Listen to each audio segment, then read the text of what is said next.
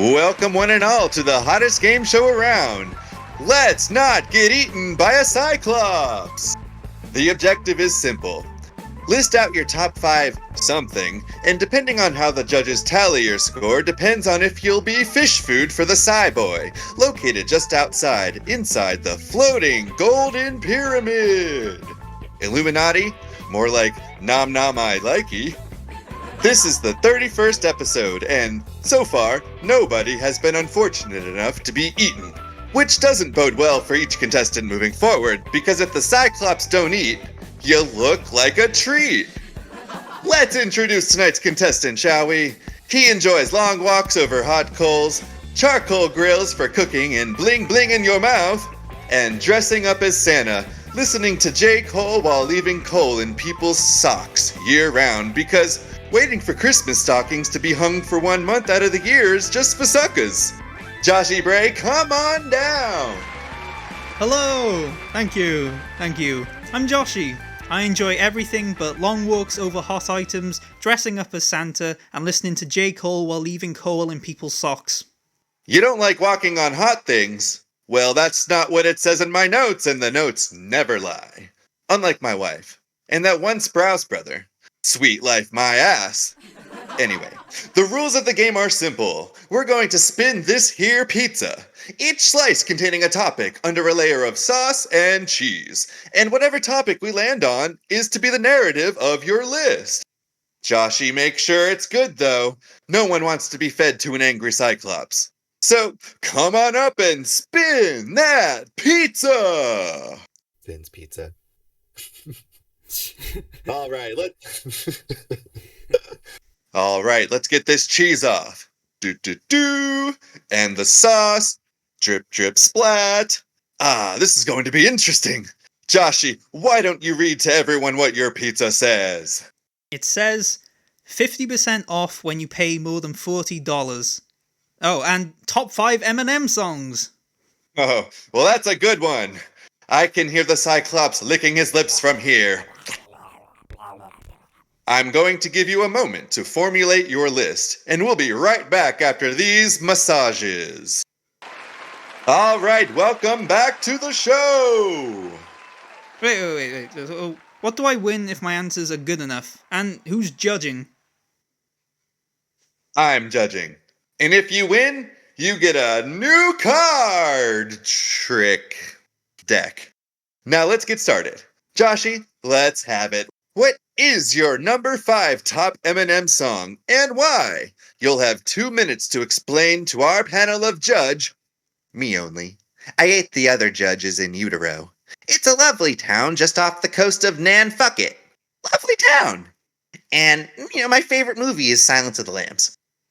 Okay, number 5. 2 minutes on the clock, and go. Beautiful. The opening sample is someone singing about their loneliness as a crowd cheers them. Basically Eminem's position. He's crying out for help as a human, but just gets treated as a celebrity. His verses build on this idea, like the part about how every joke he tells is treated like comedic genius. He's not treated like a normal human. He's not alone, but he's lonely. It's to the point where he's considering retirement, a thought which makes him feel lost. It's his dream to be a rapper, but being a rapper is what's causing these issues. How do you have a direction in life when all roads lead to hell? I mean, the guy literally lives in Detroit.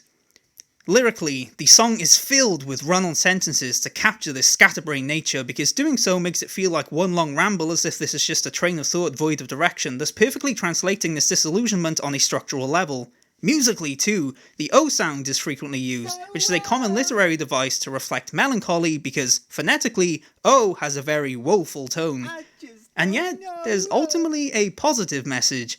The rhythmic pace of the beat feels like marching to keep moving forward. In the third verse, he talks about his childhood, about how he's always been an outsider, not just when he became a celebrity. He tells that story of how his tongue got stuck to a lamppost, that he learned his lesson then because he wasn't trying to impress anyone at that point, just himself. He lost that realization as he got lost in life. It's a long road to inner peace. There's lots of references to walking thousands of miles, of hills and humps he has to get over, and in that journey you're gonna get lost sometimes. But the verse ends with, maybe we do have to walk those 1,000 miles, maybe we do have to take that journey. He finds acceptance. If you want to be happy, you've got to be happy with yourself. You've got to be happy even when alone. Don't let them say you ain't beautiful. That's the best answer since Anne became a sir. Judges? Oh, wait. That's me. That answer tickled me orange. 5 out of 5. You win this bottle of mystery spray liquid. I'm eating Neapolitan ice cream with my buddies Neo, Paul, and Tim. What's number 4, you ho? Vegas. This song embodies chaos, structurally building and slowing to take you on an up and down ride. It starts with the beat, a whirring siren, warning of the whirlwind that is Em and Royce approaching. The lyrics and delivery escalate and escalate. It starts slow, some light sexual banter, but as he gets faster, as he gets more aggressive, the offensive imagery grows too. The word choices get harsher, the acts being described get more sickening. He's pushing your mental images to darker and darker places. You're descending with him. Popping pills, he's getting faster. Robin Williams hanging himself, the beat's drone intensifies. Kick a pregnant bitch, the beat escalates. His voice contorts, a dramatic crescendo. And then, it slows. The beat lightens up, his flow slow but stern. The aftermath. The whirlwind has hit. The offensive imagery is there, but through his ice-cold delivery, a feeling of numbness. And then, building to a second crescendo. First, mental manipulation, Munchausen by proxy, escalated to physical harm, sexual abuse, culminating in emulation of the sickest fuck in rap history, bizarre, violence, rape, as the vocals intensify, mixed to be all around you, he's everywhere, you're trapped, the beat blaring. Into the chorus, the song in a nutshell, the first half, ominous, till we get to Las Vegas, Vegas, till we get to Las Vegas, Vegas. Lyrically, till we get to warning you of impending doom.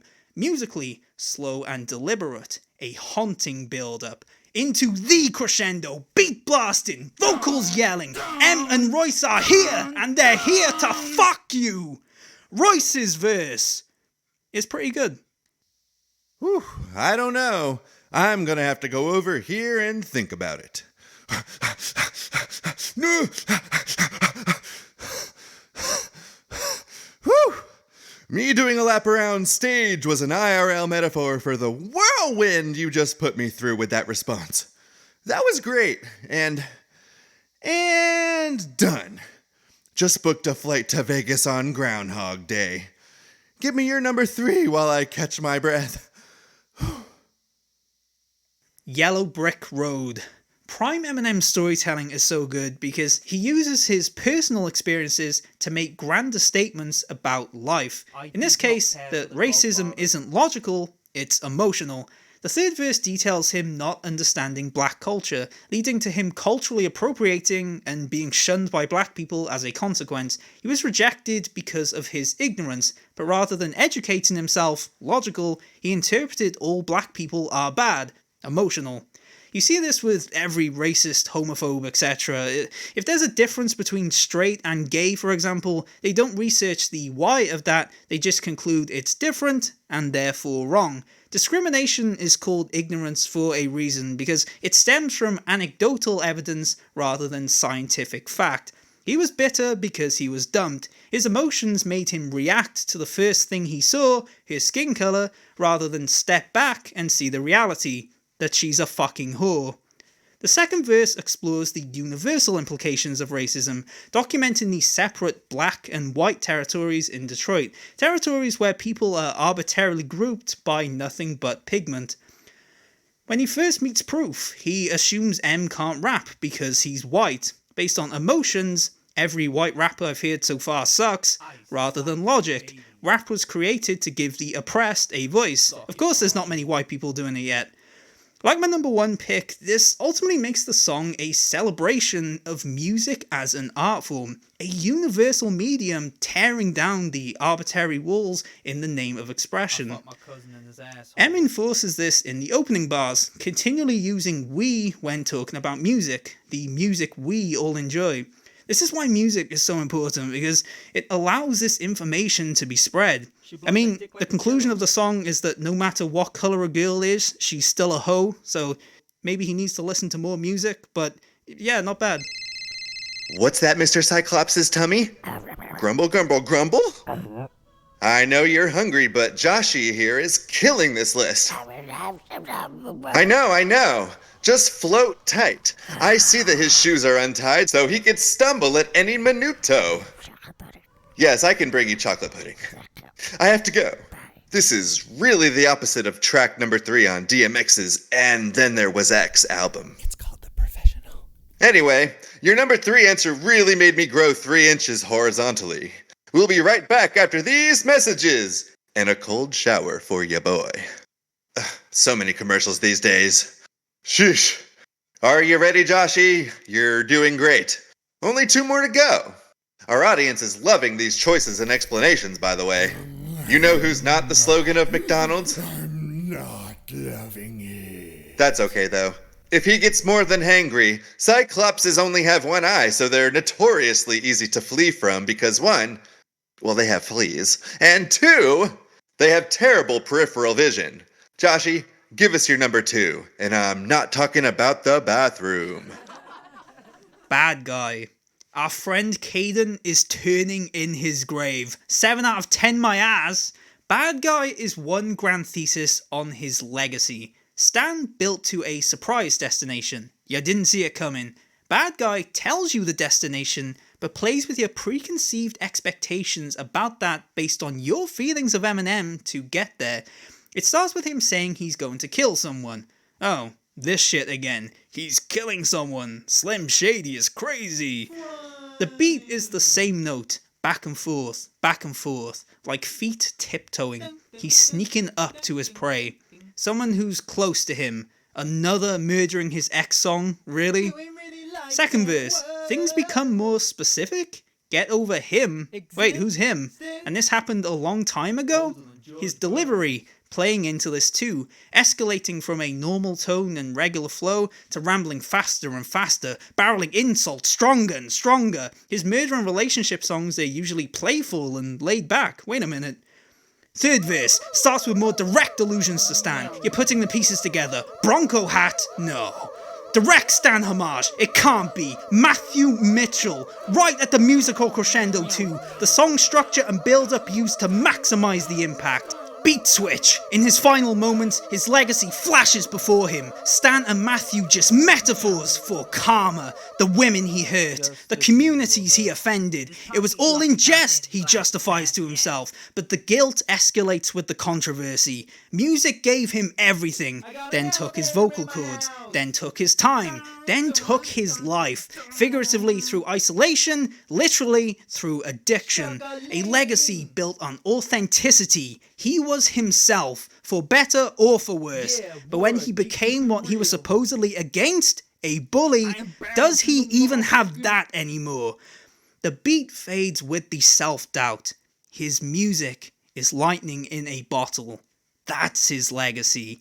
He dies with his music. He dies with his legacy.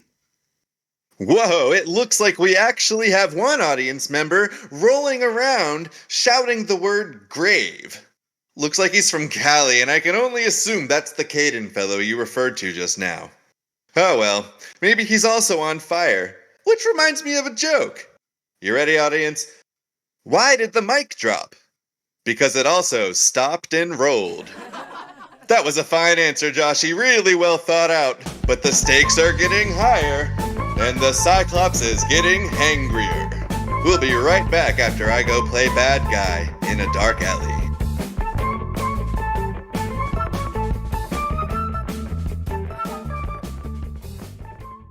Can we stop a minute? I want to reveal something personal to everyone listening. I have a YouTube channel. I did before, but still do. I talk about video games, the first person to ever do that, mainly games from the 2000s, sometimes 2010s, late 90s, so if that interests you, please watch my videos. I need the money. And that's the rub. Joshy, are you ready? Audience, are you ready? Great. There are 2 minutes on the clock. And go. Stimulate. He addresses the impact of his music, both good and bad. For the good, Stimulate is a celebration of music as an art form, likening the transcendent effect your favourite music can have on you to take in ecstasy, amazingly captured in the music. The beat features a slowed down electric guitar, creating this ethereal effect. You feel spaced out. Lyrically, he 1. Uses absurdist imagery to paint pictures of wonder, him and you flying together, ghosts exploring in the dark, and 2. Explores how music helps you navigate the human condition, through existential concepts like giving you hope and the morality of the 7 deadly sins. Vocally, many vocals are dragged out to further emphasise that spaced out feeling, most notably the chorus where his rapping is backed by this stretched out, barely comprehensible one-word singing notes. The song progression pays this off incredibly, with the outro escalating it to full-on psychedelica by warping his words in reverse as another electric guitar blares behind it to play the song to a close.